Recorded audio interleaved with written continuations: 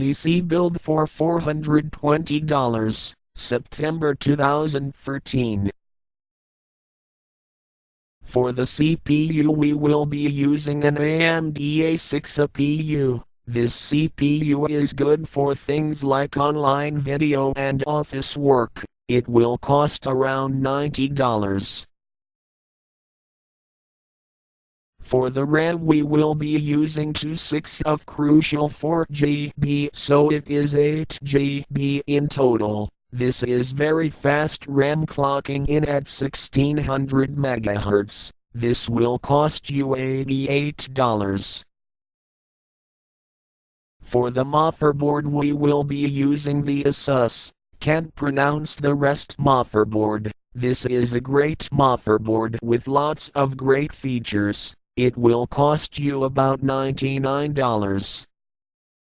For the case we will be using the Aywun. This case has a built-in power supply and lots of room for drives. It will cost you around $60.